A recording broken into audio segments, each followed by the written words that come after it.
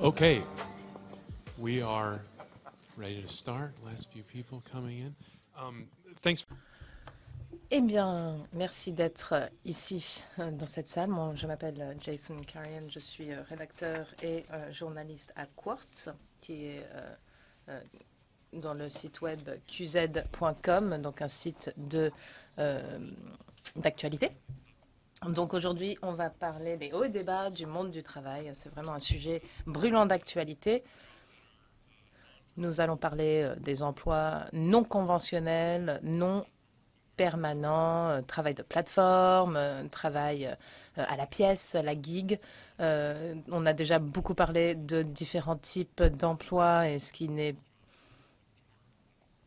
constitue aujourd'hui le panorama de l'emploi, l'emploi à la pièce, les emplois à courte durée, ça devient vraiment la norme aujourd'hui. Donc parler d'emploi non conventionnel, c'est peut-être un petit peu paradoxal aujourd'hui. Alors on a beaucoup de panélistes ici avec différents éclairages qu'on va entendre, notamment sur la façon dont la technologie crée ces nouveaux types d'emplois, les risques et les opportunités que cela présente, à savoir est-ce que ces types d'emplois sont en fait un tremplin vers d'autres types de fonctionnement, ou est-ce que c'est un piège, est-ce que c'est quelque chose qui crée l'inégalité?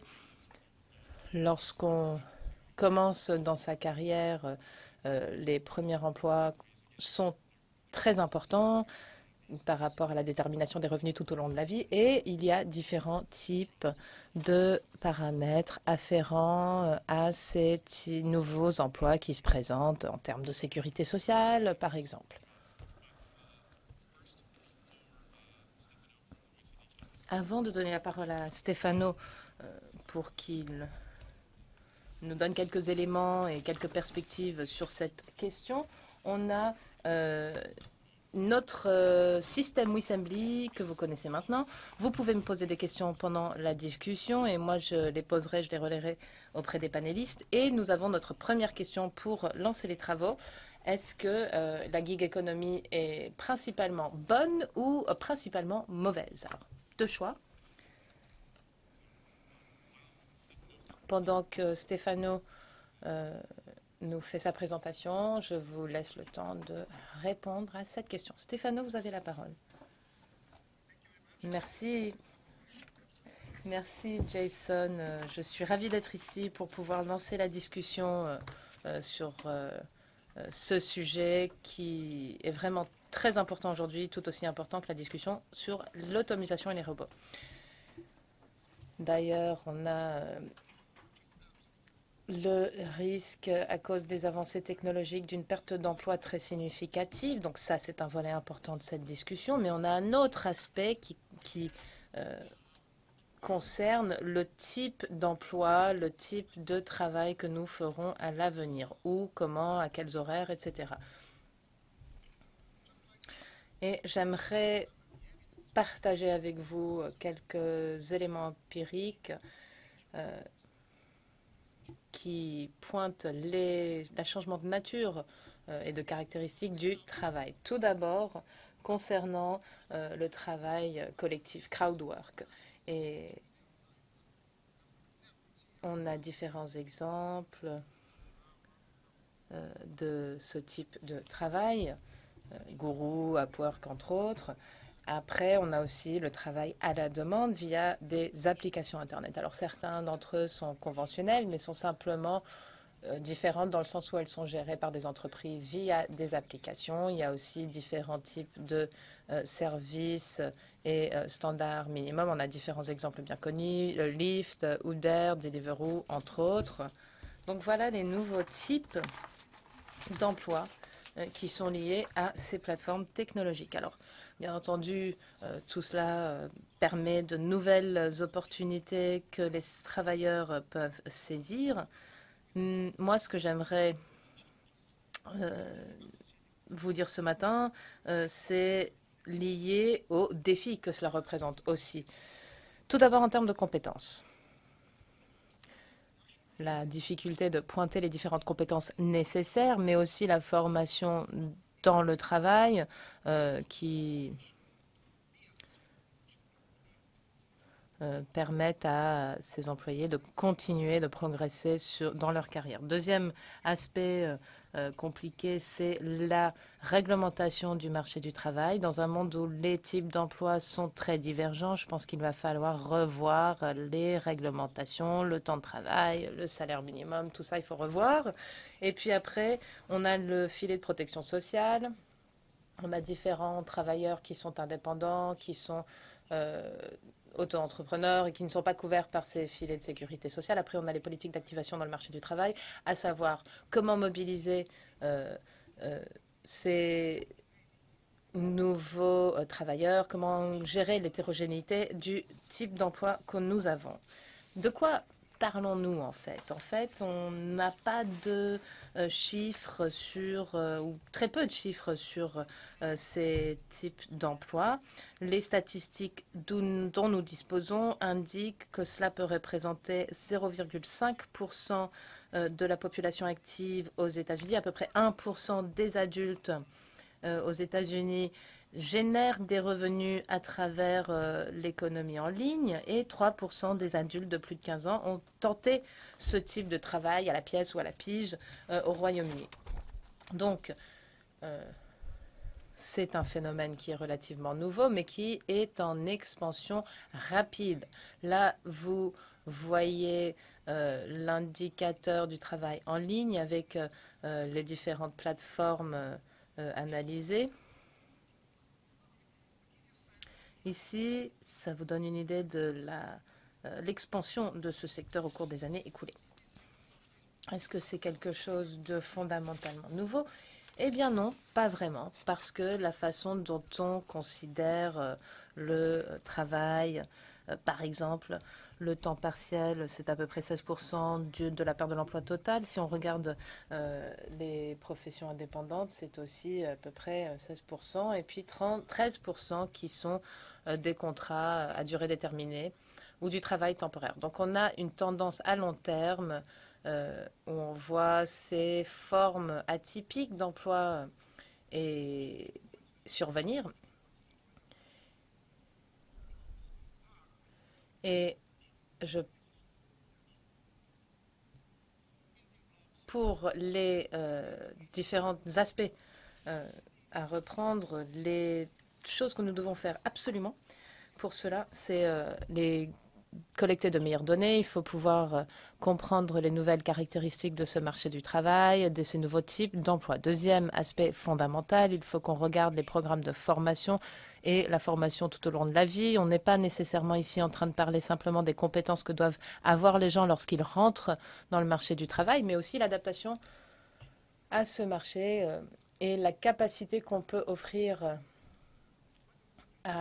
aux employés, aux salariés d'évoluer tout au long de la vie. Donc il faut aussi à cet égard revoir les systèmes de protection sociale. On voit aujourd'hui que différents types d'emplois ne sont pas couverts par le filet de sécurité sociale habituel. Tout d'abord, par rapport au travail indépendant,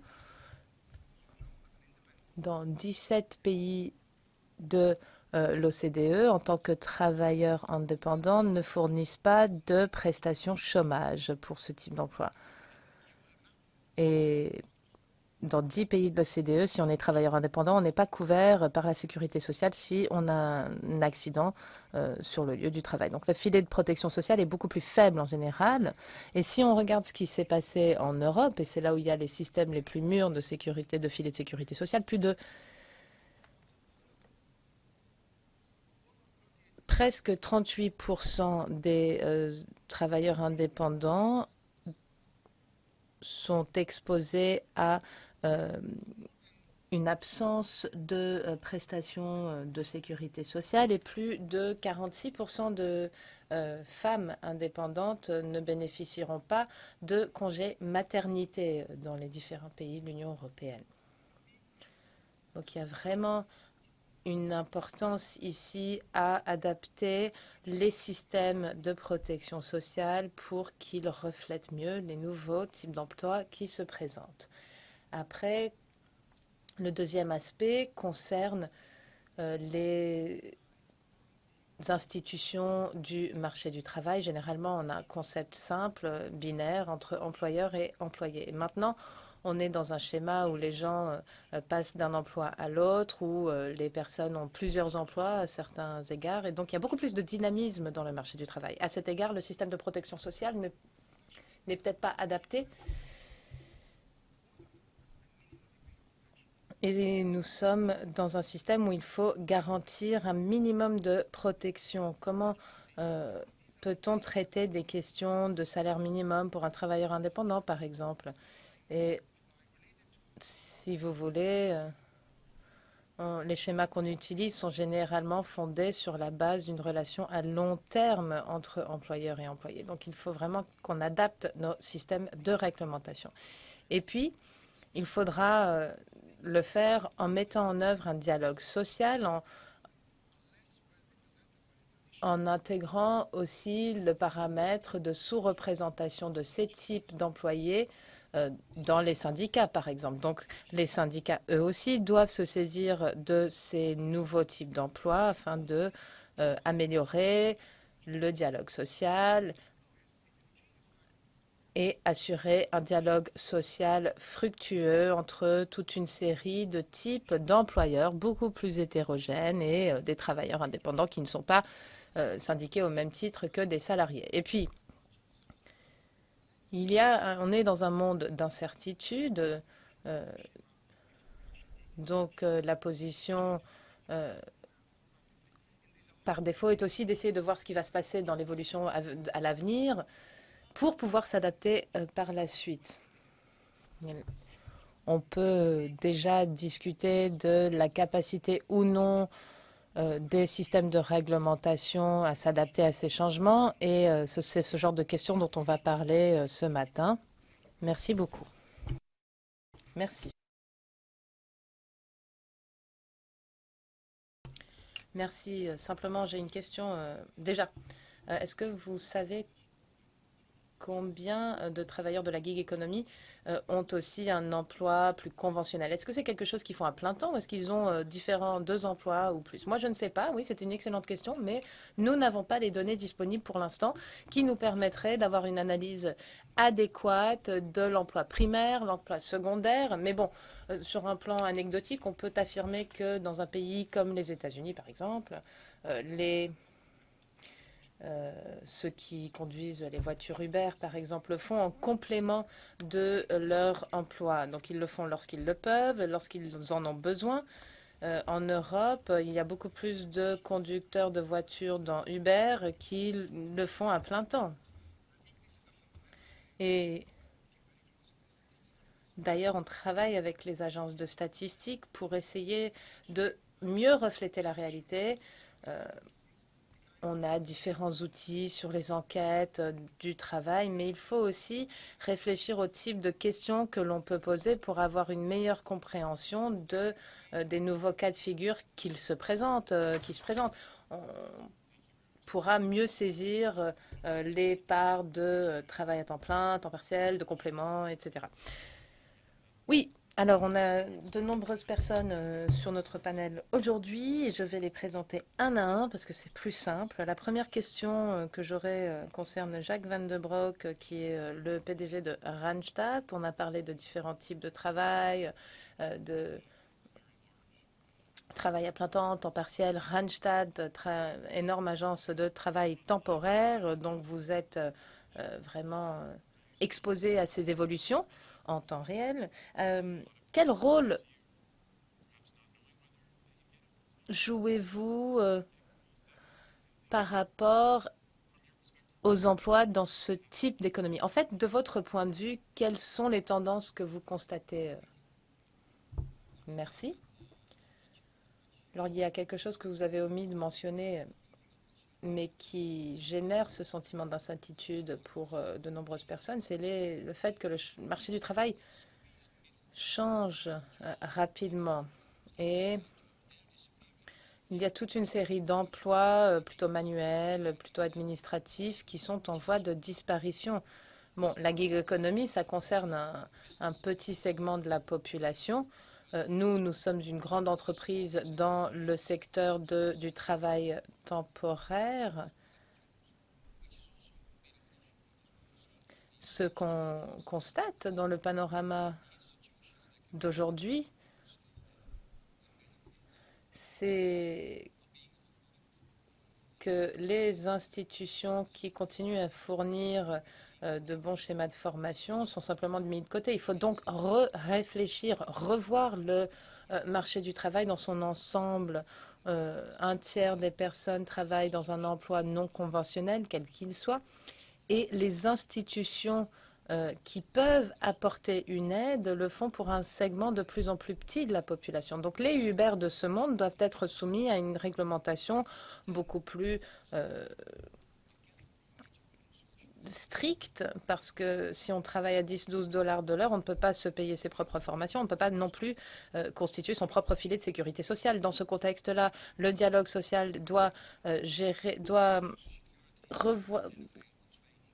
réfléchir au marché du travail avec des nouvelles formes de formation et de sécurité sociale, par exemple. Très bien. Je vais poser une question à Nicolas, mais est-ce qu'on peut juste revenir à notre question initiale? On a parlé des risques et opportunités de la gig economy. Nicolas Hazel est la directrice de She Starts et en charge de la diversité et de l'impact de Blue Chili.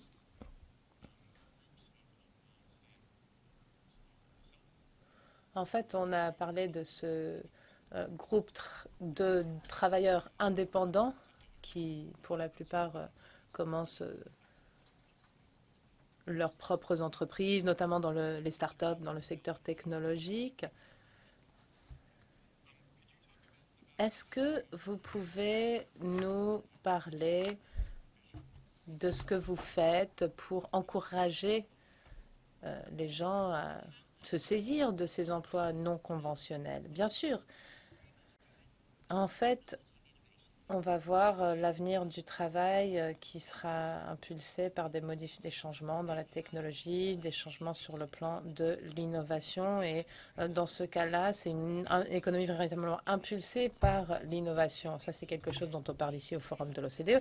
Mais lorsqu'on examine les tendances plus large dans ce contexte-là, on se rend compte que les femmes sont largement sous-représentées dans ce secteur ou segment économique. Si on voit que dans l'environnement des startups tech, les femmes représentent 1 sur 5 de ceux qui se lancent dans ce type de travail. Donc, ce qu'on fait dans le programme She Starts à Blue Chili en Australie, c'est d'essayer d'impulser des changements systémiques, de véritablement changer la donne. Les difficultés pour les femmes dans ce contexte-là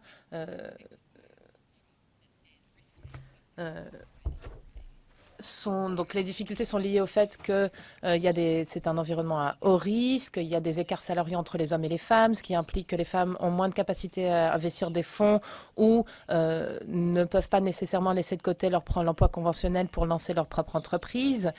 Tout cela nécessite énormément de temps et d'énergie.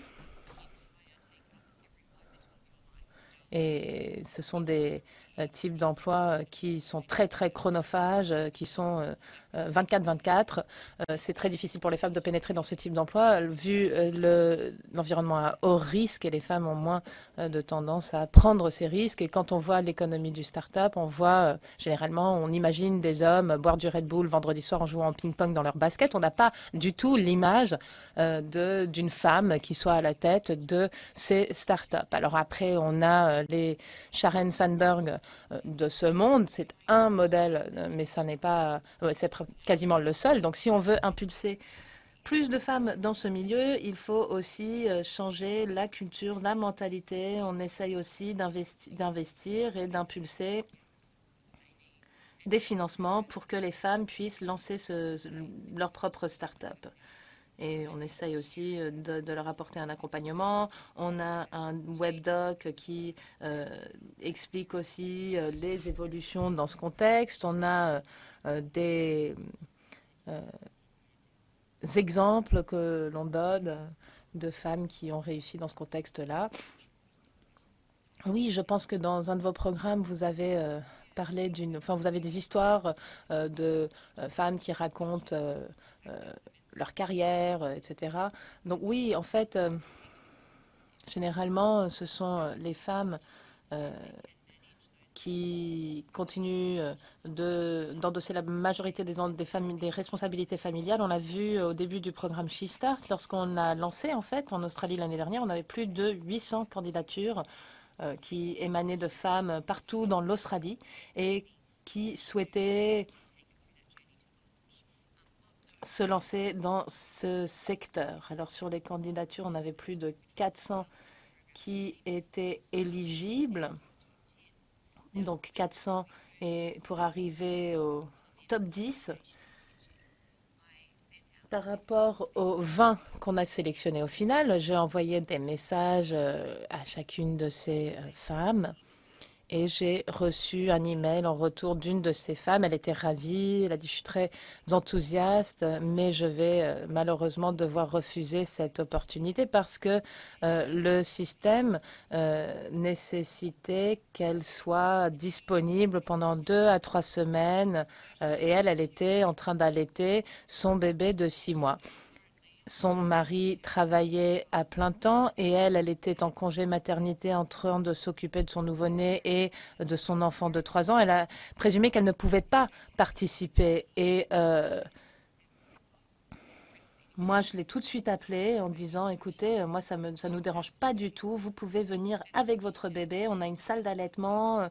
Elle était vraiment, vraiment étonnée. Elle a maintenant lancé une start-up qui permet de la micro-épargne et qui a créé une plateforme financière. C'est une entreprise qui va changer la donne, notamment pour les femmes. Et ça, c'est vraiment quelque chose qui est lié à des changements de mentalité quant aux conditions qui prévalent dans le monde du travail. Et c'est pour cela que je pense qu'il faut qu'on revoie fondamentalement le milieu du travail pour qu'on intègre les femmes beaucoup plus que jusqu'à présent.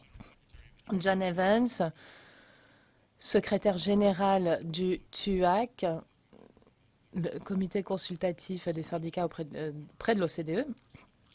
Quelles réflexions pouvez-vous partager avec nous quant aux changements en cours aujourd'hui? Est-ce que les syndicats jouent un rôle par rapport à ces profils de travailleurs? Que peuvent les syndicats vis-à-vis de ces nouveaux travailleurs et de ces nouveaux types d'emplois? Merci, oui, et puis pour tirer le bilan de justement ce type de thématique, on a organisé un forum de représentants syndicaux ici à l'OCDE pour parler de la digitalisation. En fait, on attendait 45 personnes, mais on en a accueilli 160. Donc, cela témoigne de l'intérêt croissant à cette question, porté à cette question.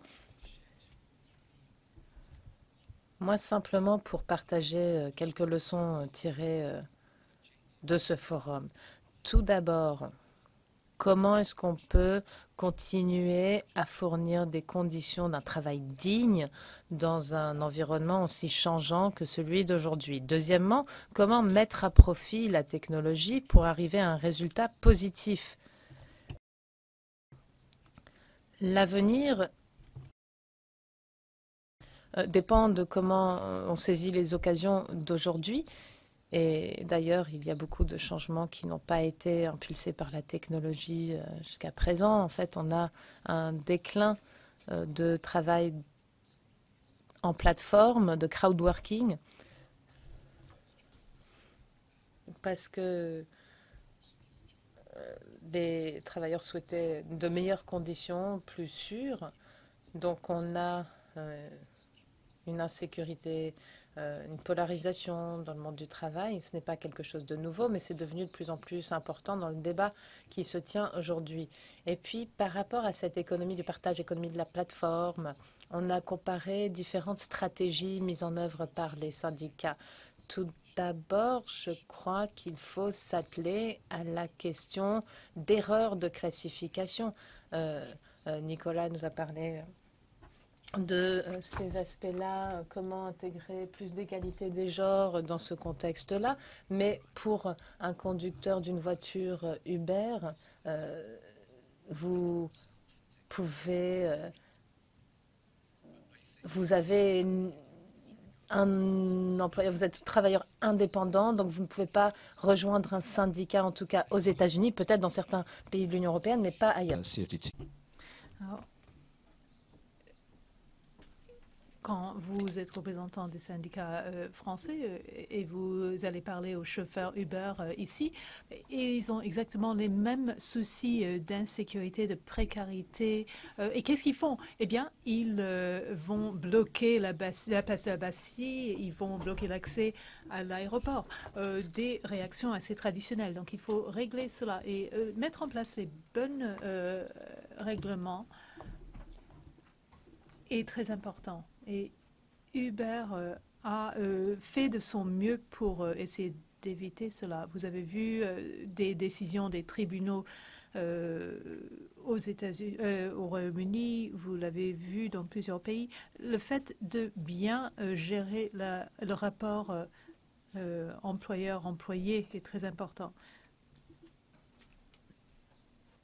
Et quand vous avez des groupes de travailleurs très bien formés, il y a d'autres enjeux. Comment mettre en place les plateformes qui empêchent l'exploitation des détenteurs de propriété intellectuelle.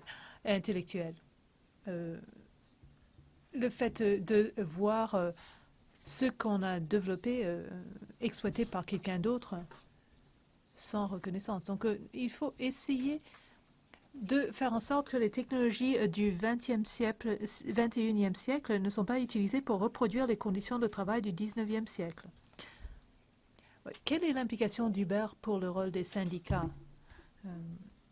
en fait? Parce que traditionnellement, vous avez affaire aux groupes de travailleurs qui travaillent pour une même entreprise. Est-ce que vous êtes optimiste quant au rôle des syndicats dans ce monde plus diversifié du travail? Le modèle a changé entièrement la donne. Il y a eu des modèles différents. Regardez le monde des divertissements aux États-Unis, les start-up qui visent à organiser les auto-entrepreneurs.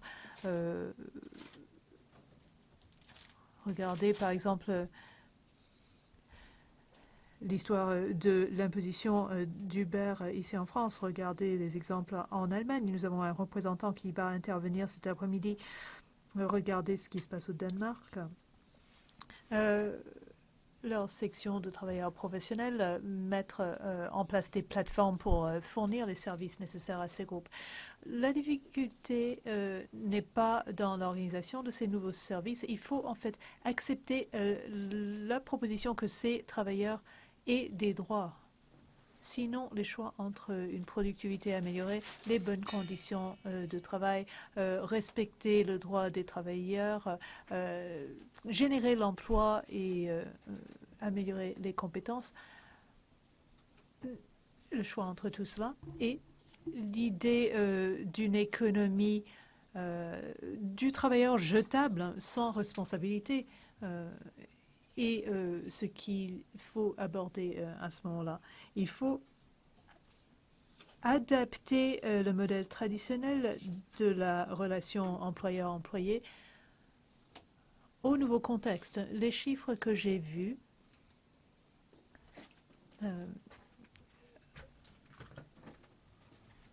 le travail sur base de plateforme représente 50% des revenus d'un tiers des personnes qui y ont recours. Oui, mais en fait, en tant que dirigeant syndical, Dans quelle mesure est-ce que vous percevez la rupture? En fait, la rupture ne provient pas de la technologie. Nous avons connu des vagues de technologie ou de développement technologique par le passé. Mais ce que nous avons vu, c'était cette approche qui consistait à prôner une déréglementation, un monde sans règles. Et c'est cela qui a créé le problème. Nous avons besoin de syndicats forts pour gérer ces questions-là. Il faut donner aux travailleurs les droits d'emblée. Et cela met une responsabilité sur les épaules des syndicats. D'ici à quelques mois, nous allons refaire notre analyse du nombre d'initiatives et d'idées qui circulent parce que ce que nous voyons, c'est une baisse de la productivité, une augmentation des inégalités, des choses qui vont dans le mauvais sens et il va falloir corriger cela. Oui, pour revenir sur les chiffres, nous parlons du gig economy, une nouvelle type d'économie qui est impulsée par la technologie. Nous ressentons l'effet de cela. En Europe, l'économie informelle y est liée.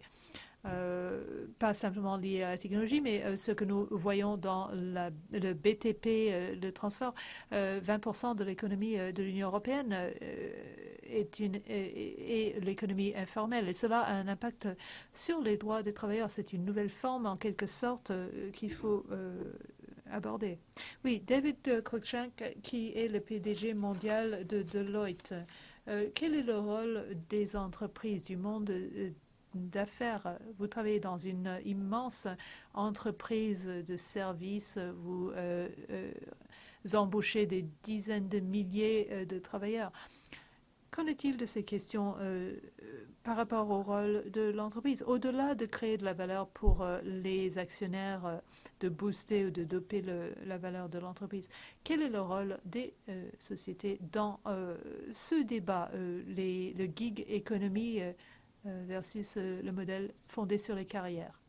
Oui, bonjour à tous. Je voudrais juste introduire mes propos en réponse à cette question, que peuvent faire les entreprises? La réponse est beaucoup, par quelques considérations. Tout client toute entreprise à qui je parle partout dans le monde veut attirer le meilleur du meilleur parmi leur personnel. Tout le monde veut recruter les premiers talents.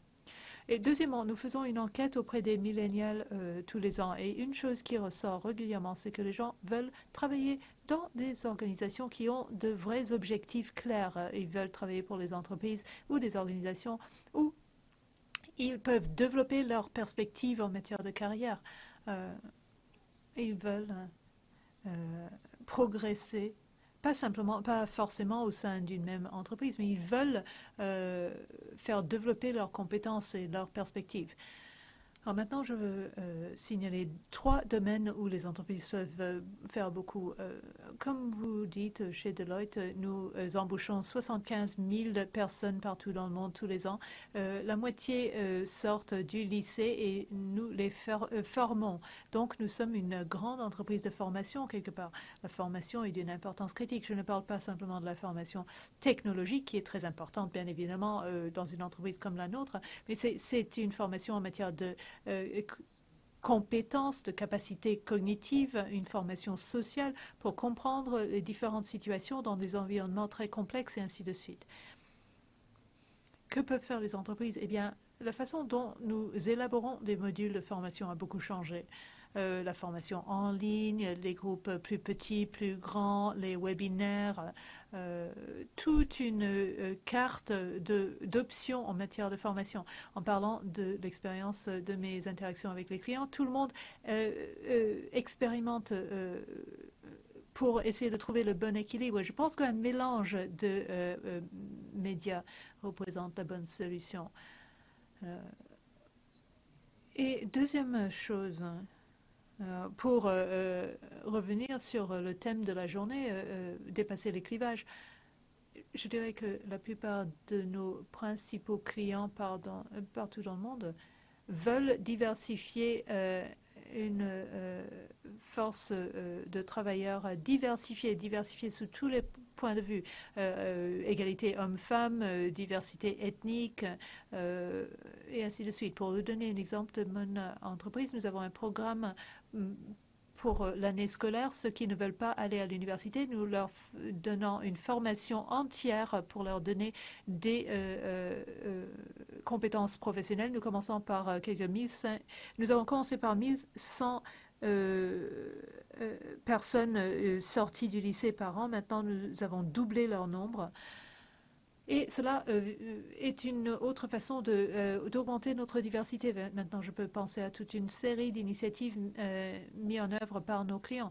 Tout le monde est conscient du fait qu'une force de main-d'œuvre diversifiée est plus riche. Troisième chose liée au gig economy et la nature changeante du monde du travail. Il n'y a pas une idée très claire au sein de beaucoup d'écoles ou d'universités quant à ce que c'est que le travail. Quelles sont les options? Quelles sont les carrières? Il y a 3-4 ans, Charité UK au Royaume-Uni a fait une étude pour étudier les attentes des étudiants au lycée, ce qu'ils espéraient faire plus tard, comment ils envisageaient le monde du travail.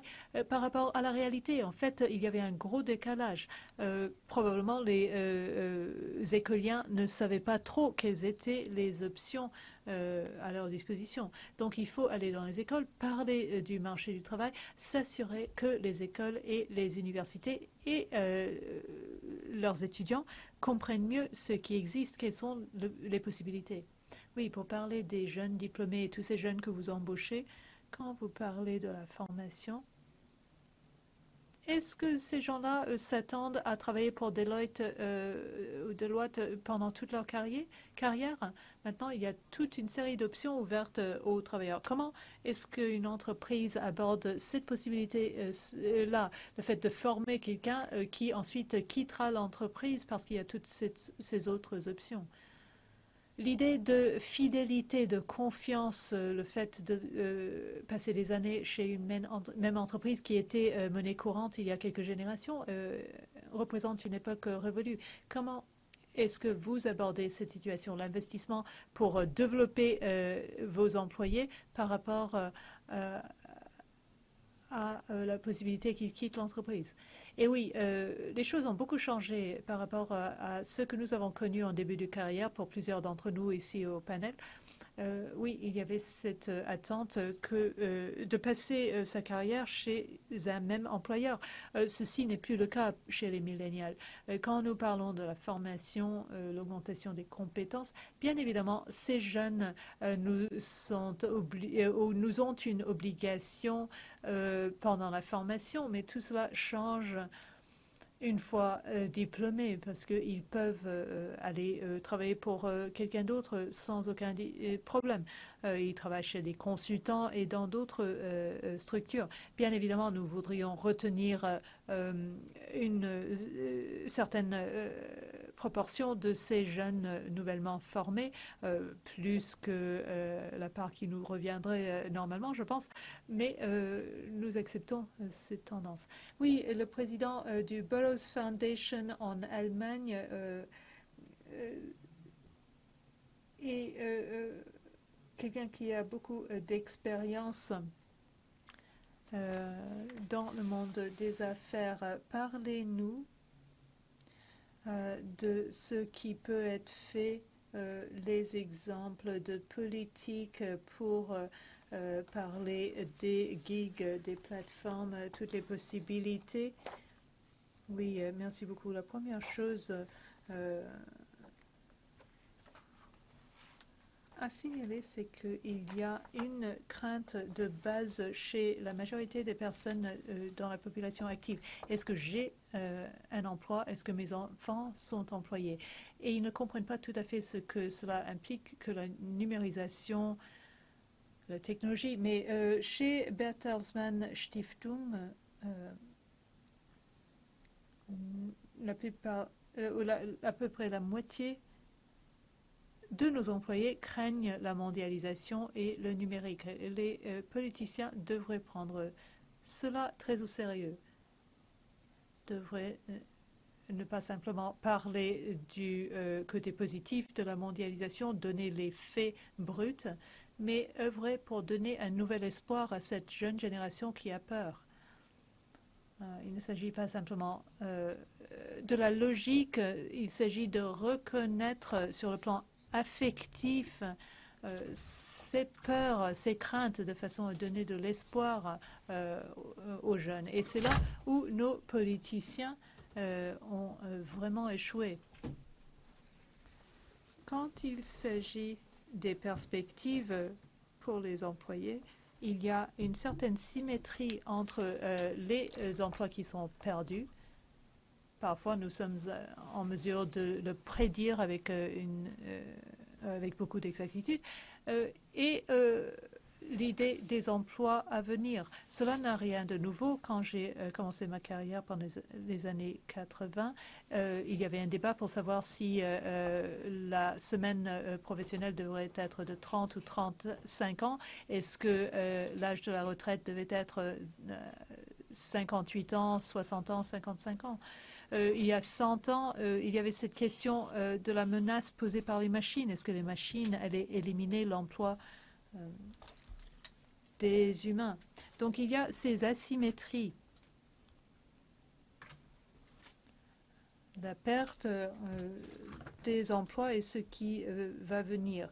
Et ne craignez pas l'avenir. Nous allons avoir des emplois à l'avenir, mais ce sera très différent. Les contrats seront très différents. Nous voyons déjà que beaucoup d'emplois à plein temps ne rapportent pas suffisamment pour vivre. Les salaires sont trop bas.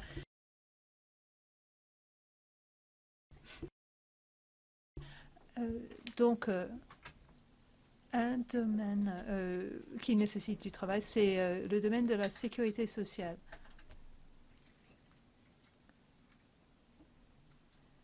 Ces nouveaux gigs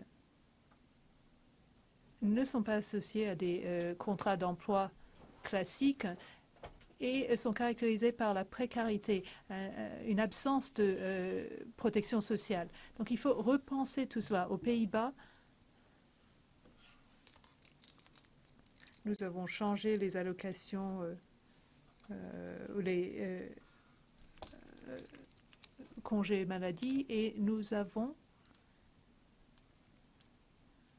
séparer cela entièrement de l'emploi ou du statut d'employé. Nous avons fourni une couverture sociale pour tous. Et en fait, ainsi, ceux qui travaillent dans le monde de l'emploi temporaire bénéficient d'une couverture également. Ensuite, il y a la question de l'éducation. Si vous n'êtes pas sûr de trouver un emploi, cela veut dire que le système d'éducation actuel n'est pas suffisant. Alors, les politiciens hésitent à aborder cette question. Ils parlent de l'apprentissage tout au long de la vie, mais beaucoup de nos citoyens ne veulent pas recommencer leurs études parce qu'ils ne sont pas convaincus qu'il y aura un emploi à la fin de ce processus. Ils ne veulent pas réintégrer le système d'éducation. Donc, comment promouvoir l'éducation tout au long de la vie dans ces circonstances? Il y a une proposition intéressante formulée en France dernièrement.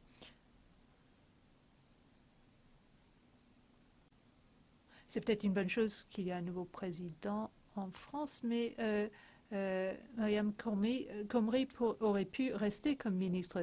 Elle a généré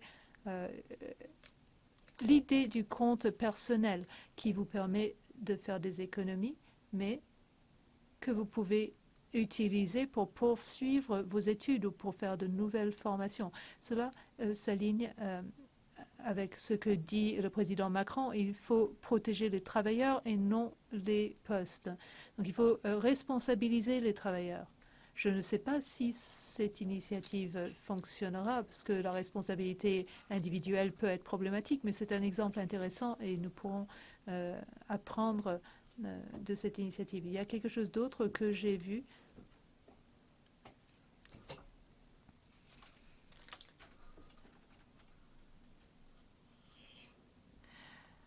Une situation où il y a devant les tribunaux la question de comment gérer l'employeur qui dit ne pas être employeur. Les gouvernements doivent assumer la responsabilité et remettre en question ces nouveaux rapports dans le monde du travail et définir la responsabilité de l'entrepreneur. Est-ce que l'employeur est employeur ou non? Je sais que Jacques a commencé en tant qu'intermédiaire pour devenir maintenant employeur, si j'ai bien compris. Donc, il faut s'assurer que les responsabilités de l'employeur ne passent pas à la trappe, ne sont pas ignorées. Il faut remettre en question ceux qui embauchent les travailleurs et demander à ce qu'ils assument leurs responsabilités d'employeur. Merci beaucoup. J'ai une petite question de la salle. Comment trouver l'équilibre optimal entre le marché libre et la réglementation des droits des travailleurs? Je pense que vous l'avez déjà évoqué en quelque sorte, mais quelle serait votre réponse à cette question? Eh bien, je suis intimement convaincu que, en principe, les marchés devraient être libres. Mais il n'y a pas d'exemple de marché libre qui peut exister sans réglementation. Depuis longtemps, nous avons pensé que l'autoréglementation était la bonne approche pour le secteur financier. Et pendant très longtemps, dans tous les domaines, même dans votre propre marché, les médias, nous avons pensé cela. Mais quelle est la situation si tout un chacun peut dire tout et n'importe quoi sans en assumer la responsabilité? Un marché libre, sous sa forme la plus pure, ne devrait jamais exister. Nous avons besoin de réglementation, au moins pour définir les responsabilités. Oui, donc dans ce sens, il faut réinventer. Ce n'est pas vraiment la question de savoir si Uber est un employeur, oui ou non. C'est que Uber devrait accorder un salaire décent à ceux qui travaillent pour la structure, pour leur permettre d'assurer leur propre survie et leur propre couverture sociale. Alors, ce que vous dites, John et Art, c'est que les gouvernements doivent appliquer la loi. Il y a le libre mouvement des citoyens dans l'Union européenne, les Néerlandais qui travaillent au Royaume-Uni et ainsi de suite. Et si quelqu'un travaille dans un autre pays de l'Union européenne, cette personne devrait pouvoir compter sur une bonne réglementation et le gouvernement doit appliquer les règles. Même en cas d'investissement, d'autofinancement, peut-être qu'il faut une approche encore plus stricte à l'application des règles par les gouvernements. Cela aiderait. L'incertitude, ceux qui demandent s'ils auront un emploi demain, eh bien,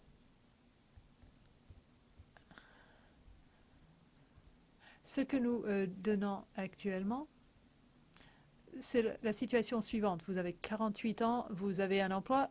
Regardons maintenant votre employabilité. Il y a des outils de big data maintenant. On peut s'en servir pour évaluer les chances de ce travailleur dans le monde du travail de demain. Alors, cela devrait faire partie du dialogue social parce que ce travailleur a besoin de savoir si il ou elle peut s'attendre à travailler encore 20 ans, à trouver un emploi ou non.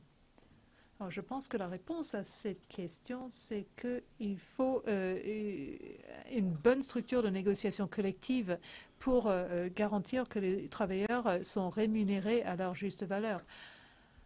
Alors, nous avons assisté à un déclin de ces droits au fil du temps.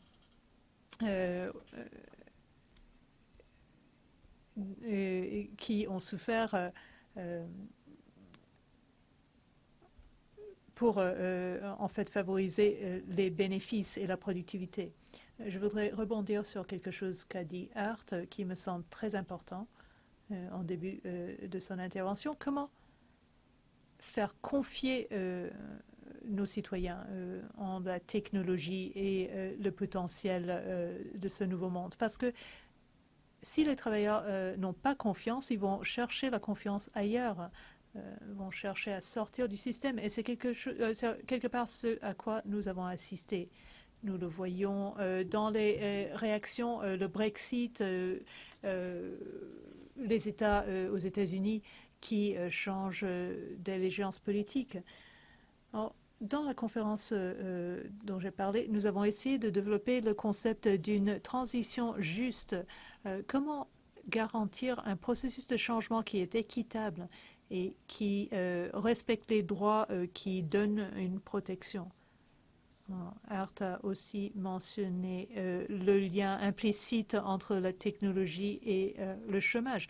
Mais en fait, le chômage est plus élevé maintenant qu'avant la crise de Lehman Brothers. Pour moi, je rejette la faute sur Lehman, en fait, pour ce phénomène. Ce genre de choc majeur tue les emplois et c'est quelque chose par rapport auquel nous ne sommes pas à l'abri pour l'avenir. Il faut tout faire pour essayer d'éviter ce genre d'événements. Peut-être que le marché du travail n'est pas entièrement libre parce qu'aux États-Unis et en Europe, nous avons créé la fondation. L'idée que si vous travaillez, vous devrez pouvoir vous attendre à un salaire décent, à pouvoir élever vos enfants, les éduquer correctement. J'aime beaucoup ce que vous avez dit. Il ne faut pas que la technologie du 21e siècle crée les résultats ou un marché du travail du 19e siècle. Eh bien, nous avons beaucoup parlé des compétences tout à l'heure. Nicolas, je voudrais entendre votre point de vue en parlant de la formation et de l'apprentissage tout au long de la vie. Vous travaillez beaucoup avec les jeunes, ceux qui connaissent le monde du travail temporaire et ainsi de suite. Que disent-ils par rapport au type de formation qu'ils voudraient voir chez l'employeur? Oui, alors pour rebondir sur l'idée que la technologie du 21e siècle ne devrait pas créer un marché du travail issu du 19e siècle, eh bien, je dirais que nous ne pouvons pas avoir une économie du 21e siècle avec le système du 19e siècle. Il faut donc former la nouvelle génération de façon très différente, leur donner les compétences, tous ceux qui vont être affectés par l'évolution du monde du travail. La recherche montre que les jeunes aujourd'hui vont avoir 17 postes à travers toute une série de secteurs pendant leur carrière, représente un changement majeur par rapport aux autres générations qui pouvaient s'attendre à une bonne carrière stable avec une retraite très correcte à la fin. L'innovation fait en sorte que ces changements ont lieu beaucoup plus rapidement maintenant. Et cette rapidité, cette accélération mérite notre attention. Ces transitions dans la façon dont le marché du travail opère sont à étudier. Une entreprise comme Uber peut devenir très dominante dans le monde, avoir un impact majeur sur le dialogue dans le monde aujourd'hui très rapidement.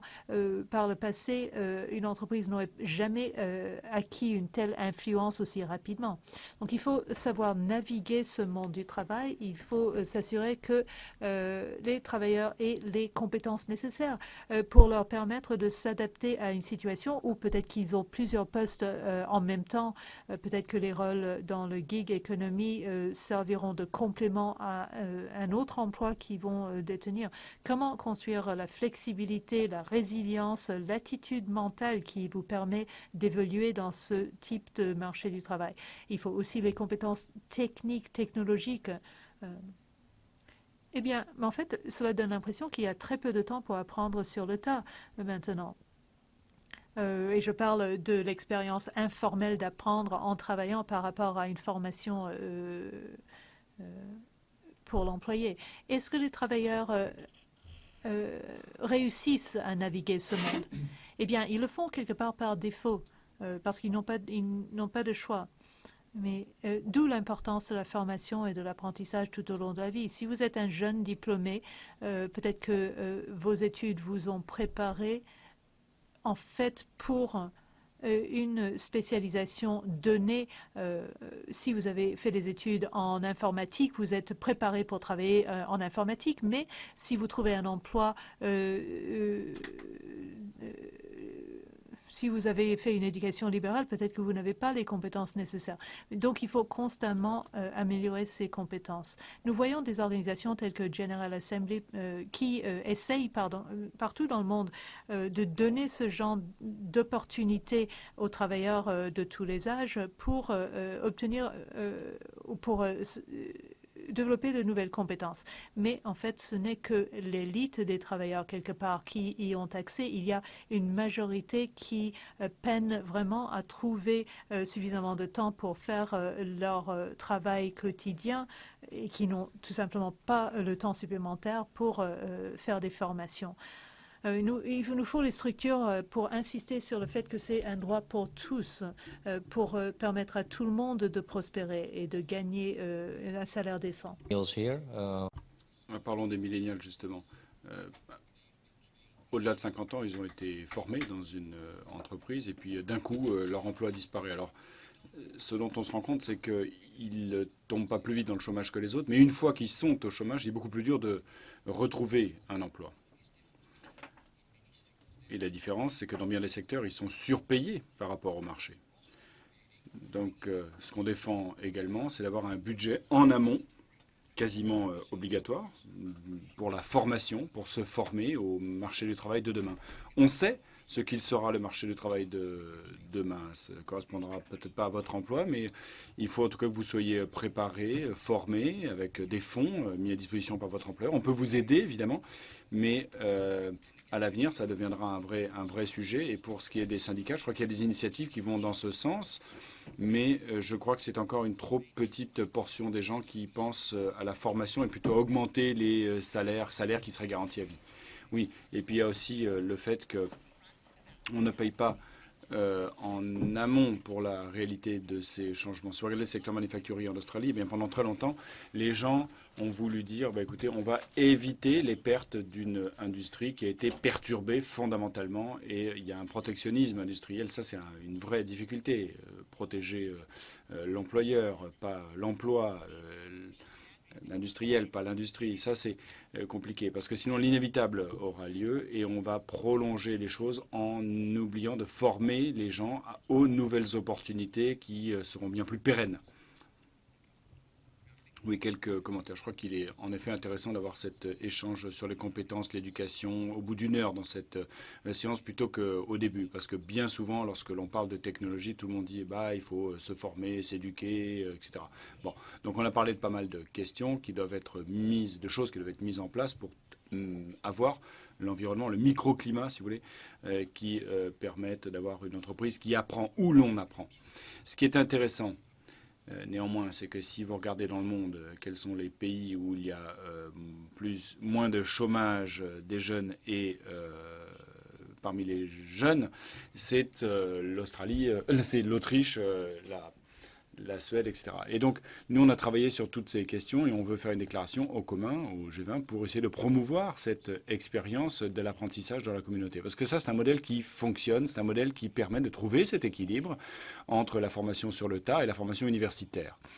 Et bien trop souvent, les employeurs nous disent on n'a pas les bonnes compétences dans nos systèmes de formation. Et ce qu'il faut dans le système d'éducation, ce sont des compétences qui permettent ensuite aux employés d'acquérir les compétences, l'éducation, de changer l'avenir. Et non pas des compétences sur le tas qui sont responsables, qui sont la responsabilité de l'employeur. Donc c'est une seconde étape par rapport à ce qui se passe au marché du travail. Et puis ce que disait Jack tout à l'heure, il parlait des expériences qu'on a pu avoir. Au Royaume-Uni, par exemple, il y a un système qui s'appelle Union Learn, ou apprentissage par les syndicats, où il y a plus d'1 million d'employés qui ont pu bénéficier d'une formation pour apprendre des compétences sur le tas. Il ne s'agit pas tout simplement d'être compétents eux-mêmes, mais juste d'être un catalyseur en disant voilà ce qu'on peut faire. Et il y a des droits individuels qui sont importants. Il y a évidemment le système français de contrats transférables. C'était une idée de la CFDT ici, mais je crois qu'il faut un pouvoir collectif pour essayer d'avoir ces emplois individuels. Parce que les choses ne vont pas se faire par hasard. Il faut vraiment avoir cette base et disposer des bonnes institutions pour ce faire. Est-ce que c'est aussi important que les négociations collectives classiques sur les retraites, les salaires, etc. Mais écoutez, je crois que les compétences sont devenues vraiment éminemment importantes pour ce qui est des négociations de demain. Mais pour y parvenir,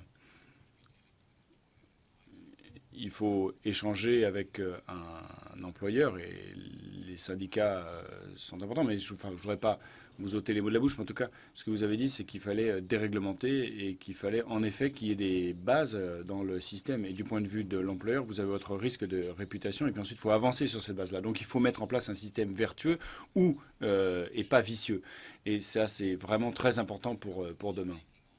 Oui, et puis il y a également le fait que les entreprises doivent prendre leurs responsabilités en tant qu'entreprise. Prenons Uber, par exemple. Je ne les connais pas personnellement, mais si vous êtes une entreprise, eh bien, il faut rendre à la société. Vous ne pouvez pas juste créer un service à forte intensité de travail et avec des gens qui vont fournir le service pour vous, et puis ensuite passer du temps avec des juristes en disant que vous n'êtes pas employeur. Je crois que c'est un peu bizarre. Si vous voulez mettre en place une entreprise, c'est quand même un peu curieux. Une question de planification à long terme aussi. Donc on s'en rend compte. Dans la santé, dans l'éducation, il va y avoir des manques importants, des lacunes, alors qu'il y a des emplois de col blanc, des gens qui perdent leur emploi. On pourrait les faire basculer vers ces secteurs. Mais c'est une question d'attitude également, de pensée et de planification sur le long terme. Mais j'espère que vous serez d'accord avec moi pour dire que les syndicats auront également l'obligation de regarder leurs membres droit dans les yeux en leur disant est-ce que vous êtes déjà formés pour votre prochain emploi? Parce qu'il y a quand même des budgets qui ne sont pas utilisés. Il y a des budgets qui restent inutilisés. Et ce qui est quand même une perte de temps, d'argent et de formation pour tous ces gens concernés. Si quelqu'un souhaite faire un travail déréglementé, travailler pour Uber, etc., pourquoi est-ce que les autorités publiques doivent intervenir? Alors, les autorités publiques sont là pour faire appliquer le b.a.-ba d'un emploi. C'est-à-dire que si vous êtes chauffeur, eh bien, on sait combien payer un chauffeur. On sait le coût de la couverture sociale. Donc, le taux horaire Uber ne peut pas être en deçà de ce niveau, parce que ça, c'est un minimum social tel qu'il a été défini dans un pays donné par des autorités publiques données. C'est un choix, une décision qui a été prise. Sinon, c'est un service qui est interdit. C'est aussi simple que ça. Il ne faut pas empêcher Uber, parce que c'est ce qui se passe dans certains pays, mais il faut plutôt créer Uber en disant oui, mais par contre, les bases, c'est ça. Sinon, dehors. Oui, il faut un terrain d'égalité. Le 19e siècle, c'est un bon exemple du fait qu'on est sorti des chantiers navals ou des usines avec des emplois qui étaient acceptés pour des montants ridicules. Parce qu'il y avait du travail partout à l'époque. Mais c'était une mauvaise chose, c'était mauvais pour la productivité. Il y avait beaucoup d'accidents, il y avait beaucoup de côtés nocifs pour les employés, pour les sociétés. Donc il faut faire mieux à l'avenir. Il ne s'agit pas de revenir à ce type de situation qu'on a connu au 19e. Il faut vraiment éviter le nivellement par le bas et veiller à ce que les conditions sociales soient remplies. Parce que si quelqu'un veut le faire, pourquoi l'empêcher? On peut dire ça évidemment, mais évidemment dans tout environnement, dans toute industrie, dès que ça a été le cas, la réglementation est intervenue. Parce que ce qui semble correspondre à ce que quelqu'un veut faire, entre guillemets, en fait, ça ne remplit pas un certain nombre de conditions. Et en fait, c'est que les gens n'avaient pas eu le choix de faire ça. Donc, notamment si vous pensez aux femmes, il y a un certain nombre de domaines dans lesquels il faut veiller à ce que les conditions de travail soient suffisantes. Au-delà du salaire minimum, il faut des congés maternité, accès aux soins de santé, etc., conditions de vie décentes, autant d'éléments dont il faut tenir compte et qui sont importants si on veut jouer un rôle dans cette partie de l'économie. Oui, vous nous parliez tout à l'heure, vous nous avez décrit quelque chose. Vous étiez en train d'écrire quelque chose furieusement tout à l'heure. C'est quoi? C'est vos propres notes, vos pensées, vos réflexions? Non. Ce que je me disais, c'est que si les gens veulent avoir un travail déréglementé, pourquoi s'immiscer là-dedans? Je suis d'accord avec ce qui a été dit, mais quand même, il faut faire le distinguo entre trois niveaux. Il y a d'abord un premier niveau qui est le niveau de protection de base. C'est-à-dire que même si les gens ne sont pas tout à fait libres, il doit y avoir un niveau de protection de base que doit on retrouver dans le droit, dans la loi. Deuxièmement, sur le marché du travail, il convient de disposer d'un système intelligent de défaut. Ça veut dire quoi? Ça veut dire que vous participez à un système de retraite, sauf si vous vous y opposez. Vous participez à un programme de formation, sauf si vous vous y opposez. Vous participez à des vérifications sur votre employabilité, sauf si vous êtes contre. Donc il faut ces défauts, ces choix par défaut. La liberté, c'est un mensonge. Les gens ont la liberté de faire les bons choix, les meilleurs choix. Ça, oui. C'est ce qu'on leur fait croire. C'est un mensonge et il faut corriger ce mensonge pour les droits fondamentaux, pour les lois fondamentales, pour créer des défauts intelligents de ce dont on a besoin sur le marché du travail. Et troisième niveau, troisième chose que peuvent faire les politiques, c'est renforcer ce qui a été négocié entre les syndicats et les employeurs. Et en l'occurrence, si ces contrats jouissent d'une certaine crédibilité et que vous pouvez les renforcer, eh bien, cela apporte beaucoup. Pour ce qui est du rôle, maintenant, de l'apprentissage tout au long de la vie et de qui doit payer, eh bien, dans l'idéal, à la fin des fins, à mon sens, eh bien, c'est le travailleur qui doit payer. Pourquoi? Parce que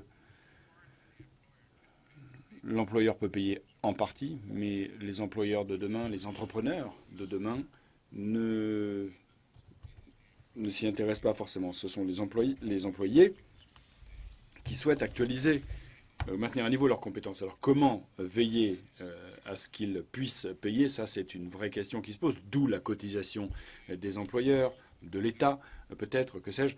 Mais je crois que la responsabilité de l'apprentissage tout au long de la vie incombe à l'employé. Et ensuite, par rapport au rôle des écoles et des universités, eh bien, je crois qu'il faut qu'il y ait un renversement total de situation. Virage à 180 degrés. C'est-à-dire qu'on est dans un système où ils définissent, les universités et les écoles définissent un programme, et ensuite il faut suivre. Je crois que les programmes d'éducation de demain, pour l'apprentissage tout au long de la vie, seront individualisés. Et les écoles, les universités peuvent changer, évoluer. Mais il faut tout individualiser. Et il faut également que ce soit pratique pour ceux qui n'ont pas gardé les meilleurs souvenirs de leur passage à l'école ou pour ceux qui, ma foi, sont aptes à leur emploi, mais ne sont pas les meilleurs en maths, en langue ou que sais-je. Donc les écoles, les universités doivent apporter des possibilités d'apprentissage individualisé. Oui, mais il y a également des monopoles, parce qu'il y a beaucoup d'éducation en ligne. Hein. Il y a les MOOC, il y a les plateformes technologiques qui permettent aux gens d'apprendre sans avoir passé par les bancs de l'université. Donc là encore, les technologies sont une partie de la solution. Mais en tout cas, dès lors que vous devez chercher votre emploi, la question de savoir où est l'emploi, c'est un monde très transparent par rapport à où se trouvent les emplois, ce que l'on doit faire pour être qualifié pour ces emplois. Donc ça, c'est la bonne nouvelle.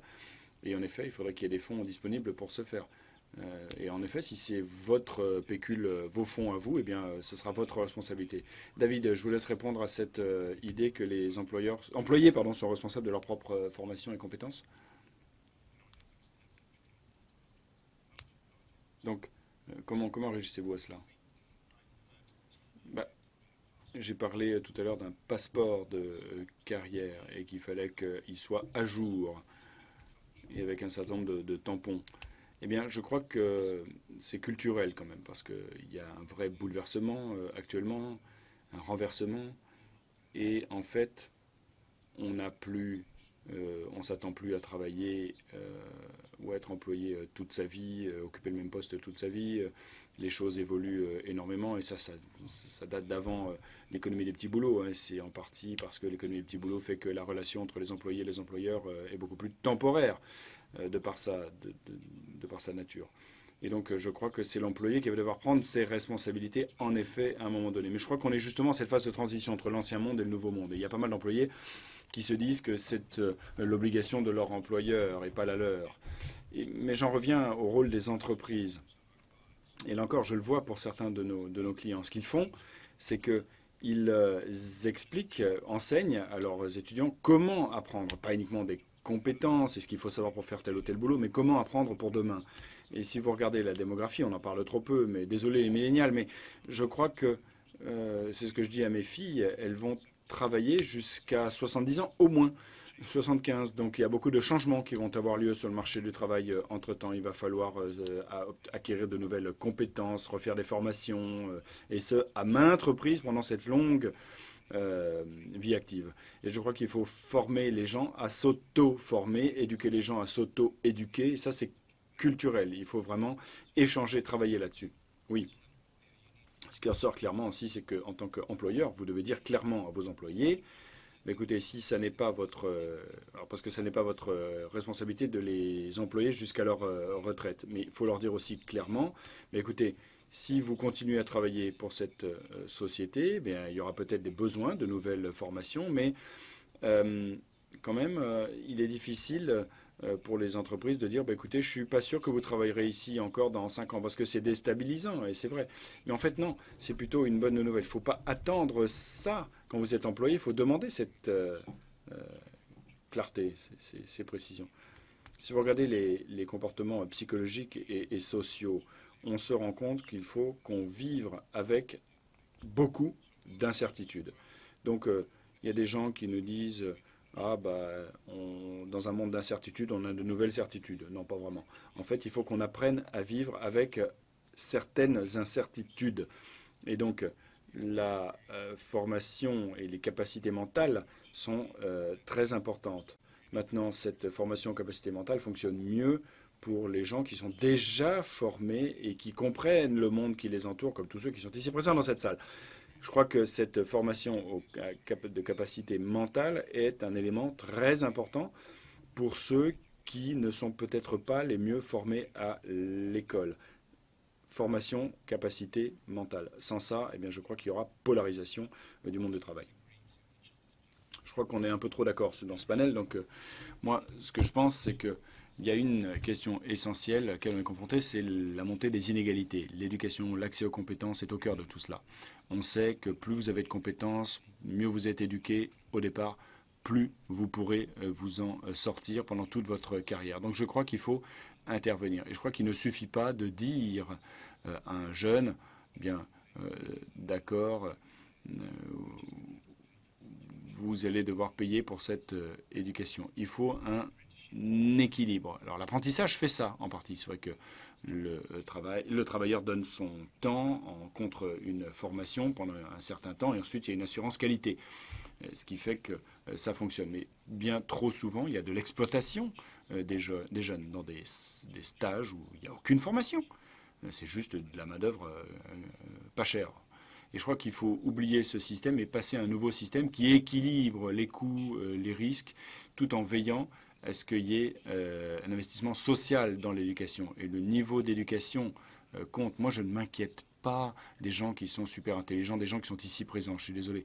Ceux pour qui je m'inquiète, c'est les 50-60% des employés qui n'auront peut-être pas la chance d'avoir cette éducation supplémentaire. Les syndicats essaient de travailler là-dessus. Il faut des dispositifs innovants, comme c'est le cas en France. Et je crois qu'il ne faut pas juste penser que c'est un choix individuel et que c'est une responsabilité individuelle. On ne peut pas dire ça. Oui, puis il y a une autre question qui se pose par rapport au rôle des employeurs. Et en effet, il y a ce que vous disiez tout à l'heure, c'est que lorsque un employeur regarde un employé et lui dire qu'en effet, il ne va peut-être pas travailler pour lui 5 ans plus tard, ça c'est quand même quelque chose de très difficile à faire. C'est un regard différent que vous portez sur vos employés. Parce que par rapport à la formation, eh bien, vous investissez dans cet employé en tant qu'employeur, vous investissez dans la formation de votre employé pour qu'il puisse renforcer la productivité de votre entreprise. Et grâce à cette formation, c'est bien. Mais si les employés partent 2, 3 ans ou 5 ans plus tard, eh bien à ce moment-là, les employeurs vont devoir arrêter de penser que c'était du gaspillage et que plutôt que d'avoir un employeur qui investit dans son employé, il s'agit simplement d'un acteur économique qui investit dans la citoyenneté et dans la capacité de toute la communauté à faire des choses. C'est cette idée folle du job karma qui fait que si vous acquérez des opportunités, ben ces opportunités reviendront à un moment ou à un autre. Oui, c'est intéressant, je suis tout à fait d'accord avec vous. En effet, il faut avoir un marché du travail inclusif, flexible, avec de l'apprentissage, avec des jeunes qui pourront trouver leur place, etc. En Europe du Nord, il y a un système économique qui est un peu différent par rapport à l'Europe du Sud, où il manque de souplesse et manque d'apprentissage. Donc il y a la jeunesse, c'est une chose, mais il y a également ceux qui ont plus de 50 ans qui doivent travailler, qui devront encore travailler dans 20 ans. Et là, je crois qu'il n'y a pas grand-chose qui se passe. Le marché du travail, pour ceux qui ont plus de 50 ans, reste très traditionnel. Les gens attendent et espèrent que, ma foi, eh bien, ils pourront aller au bout. Mais en fait, ce sera de moins en moins le cas à l'avenir. On va pouvoir prendre quelques questions dans la salle. Merci de lever la main et quelqu'un va vous donner un micro. En faisant court et en vous présentant, s'il vous plaît. Et ce faisant, on va attendre les résultats du sondage, qui sont très intéressants. Je viens de Delhi, en Inde, Institut des finances. Tout d'abord, je félicite l'OCDE qui a organisé ce débat sur cet aspect très important, sur l'emploi, sur le fait qu'il faut réduire la pauvreté. Et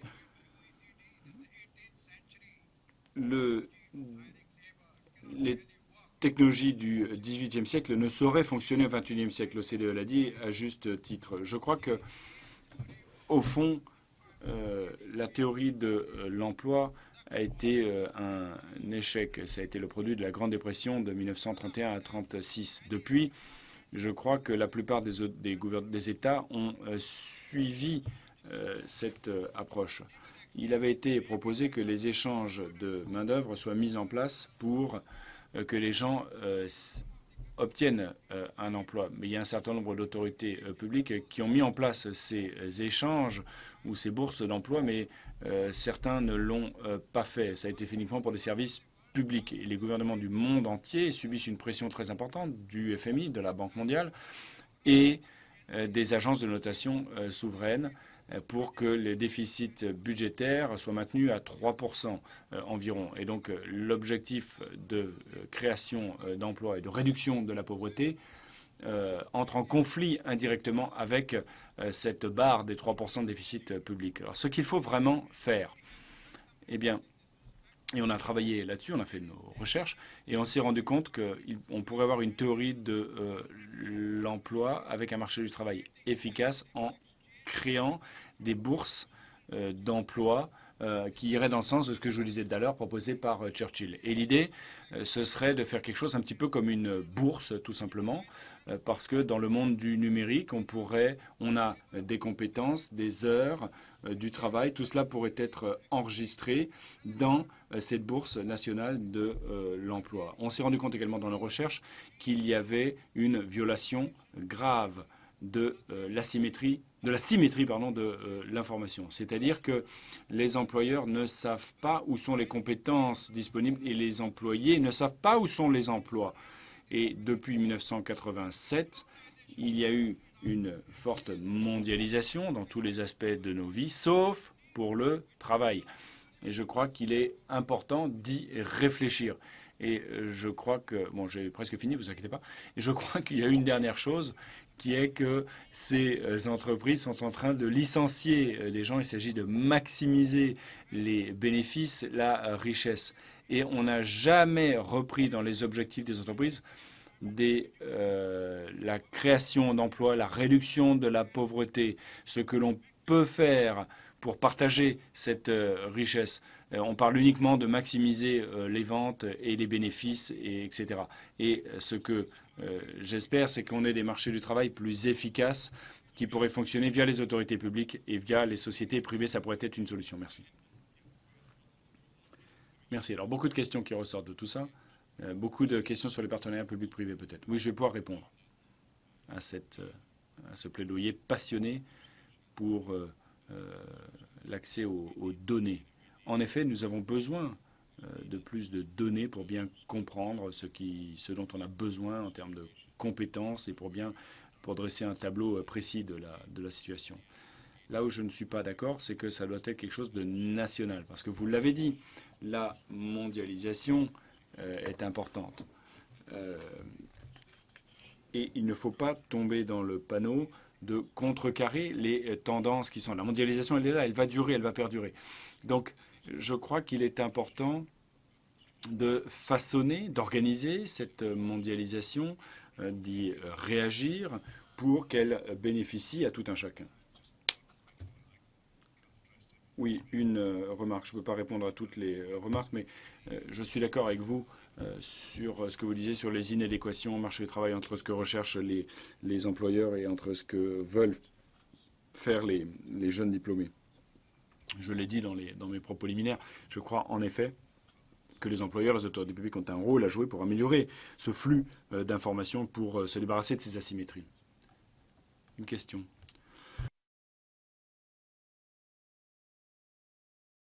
Merci. Angelo Martelli, London School of Economics. Une question pour Nicolas. Je crois que la montée en compétences, c'est une solution qui a été appliquée au fil des siècles.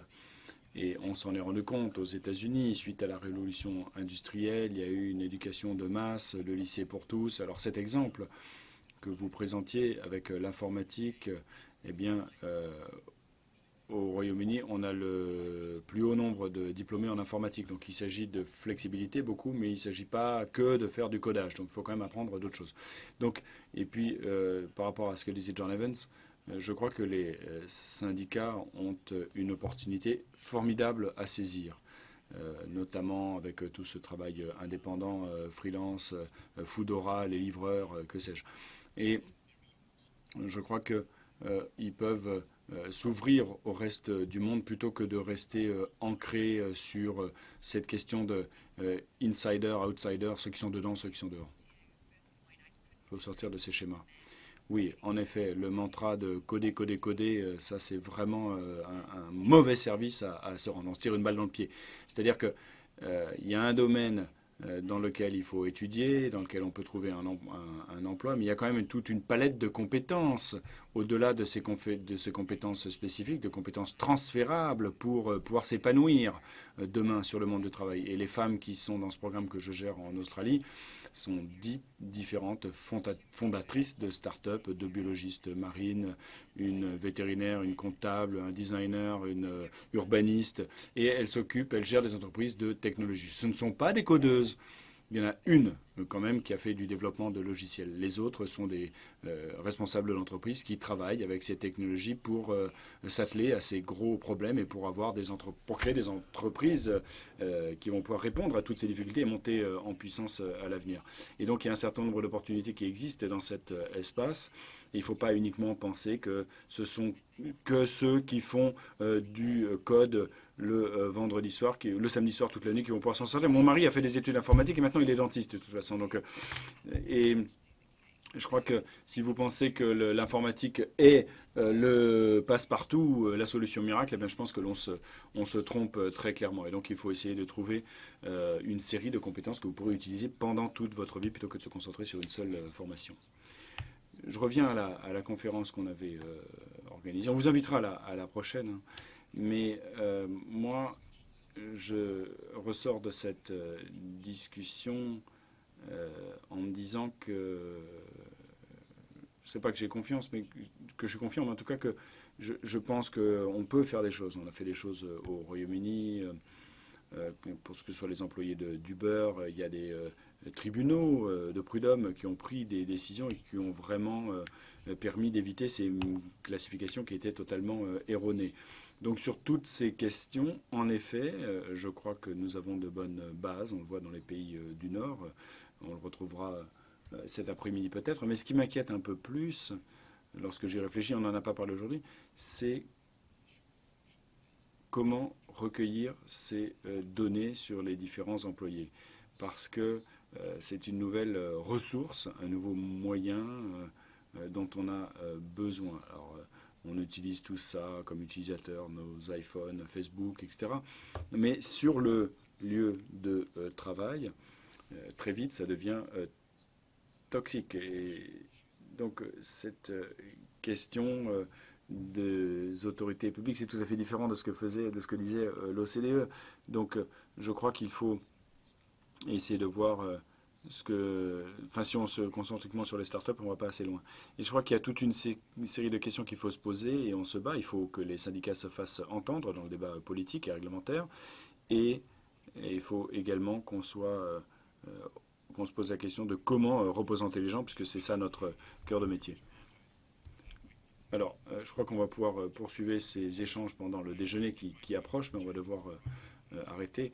Une dernière question quand même, c'est ma prérogative de président. Donc, résultat du sondage, c'est que 75% des gens considèrent que l'économie des petits boulots est plutôt bonne. 3 quarts, 1 quart. Maintenant, si on dit que 30 à 50% des emplois ne sont pas traditionnels, ne sont pas permanents ou à temps plein, est-ce que vous pensez que c'est un chiffre qui va augmenter à l'avenir, ou est-ce qu'à un moment donné, on sera tous des agents libres, des indépendants? Est-ce que c'est quelque chose qui est en train de monter en puissance? On commence par le bout de la scène. On pourrait revoter peut-être, non? Ce serait intéressant de voir si les gens ont changé d'avis. Non, ce dont on se rend compte sur le court terme, et ça dépend de ce que vous entendez par cette économie des petits boulots. L'économie des petits boulots, c'est ce qu'on en fait. Il y a toutes ces plateformes, il y a l'avenir, etc. Et puis, et je crois que ce n'est pas uniquement une niche, mais c'est quand même quelque chose de relativement important. Et puis, c'est ce que vous disiez. Aux États-Unis, actuellement, les gens sont en train de quitter le marché de travail au fur et à mesure qu'il se resserre. Donc, je crois que dans les années qui viennent, dans quelques années, on n'aurait peut-être pas de nouveau une séance sur l'économie des petits boulots. Je crois que ce qu'on a oublié de dire ici, c'est qu'il y avait des vraies opportunités dans cette économie des petits boulots. Si quelqu'un qui est au fin fond de l'Inde, mais a accès à un portable, peut travailler pour une entreprise qui fait du design à New York, eh bien, en fait, on crée d'immenses opportunités grâce aux technologies pour avoir accès à ces nouveaux emplois pour toute une nouvelle population. Donc c'est une discussion importante qui se pose par rapport aux opportunités, aux chances qu'offre cette économie des petits boulots. Et en effet, je crois qu'il s'agit peut-être que d'1% de l'économie actuellement, mais la question est de savoir quel en est le potentiel. Et le potentiel de l'économie des petits boulots est plutôt bon, certes, mais pour l'heure, ça n'est qu'une toute petite fraction de ce qui se fait dans le monde, si bien qu'il est un peu difficile de savoir où on va et comment veiller à ce que, alors que c'est tout petit aujourd'hui, eh bien faire les choses en bonne et due forme, avec la bonne réglementation, les bonnes protections sociales, etc., pour que si un jour ça monte en puissance, eh bien on n'ait pas des gens qui soient laissés sur le bord du chemin et qu'on n'ait pas une montée des inégalités, mais plutôt qu'au contraire, on ait des gens qui bénéficient de ces nouvelles chances offertes par cette nouvelle économie. Servicizing new jobs for people. Oui, cette économie des petits boulots, c'est aussi une destruction d'emplois, mais une création de nouveaux emplois. Donc ça, c'est positif, mais il ne faut pas non plus tomber dans un schéma de travail type 19e siècle. Donc il s'agit de vraiment de bien encadrer cette économie-là. Ça peut être très positif, mais il faut vraiment réglementer. Je pense que depuis la révolution industrielle, on a redéfini la notion de normalité du marché de travail. Je pense que ce qui a changé maintenant, c'est que le rythme de ces évolutions est sans précédent, beaucoup plus rapide que pour les générations passées. Donc c'est ceux qui sont laissés pour compte, qui n'ont pas suffisamment de compétences, qui n'arrivent pas à suivre ces évolutions. Donc c'est ces déficits de compétences qu'il faut traiter également. Moi, je pense que cette économie de petits boulots, oui, c'est quand même une bonne chose. Il vaut mieux avoir une mission de travail que d'être au chômage. Deuxièmement, dans ce type de système, ça permet aux gens de tirer parti de ce qu'ils font le mieux. Là où ils ont un talent. Donc ici, c'est un type d'économie qui permet de tirer parti de ses talents. Et c'est positif économiquement parlant et socialement parlant. Après, on peut parler de la destruction inhérente à la mondialisation qui est comparable à ce qui s'est passé avec la révolution industrielle. On a la question du logement qui a changé fondamentalement. Il y a eu, pendant la révolution industrielle aussi, de nouveaux défis en matière de santé. Donc, la révolution industrielle a engendré toute une série de risques et d'incertitudes pour les gens qui ont dû s'adapter. Et cette adaptation a pris des décennies à se mettre en place. Il faut tirer les leçons du passé. Si on ne le fait pas, et on mettra 30 à 50 ans à rattraper les retards dans le cadre des réglementations de sécurité sociale, dans le cadre de l'éducation aussi. Et le prix à payer sera le tollé généralisé que ça provoquera. Il faut donc assurer que les systèmes d'éducation et de sécurité sociale suivent ces évolutions en temps réel. Merci. Je pense que, en termes de nos panélistes et de l'étude, et j'aimerais à cet égard remercier ces différents panélistes. Merci d'avoir été ici aujourd'hui.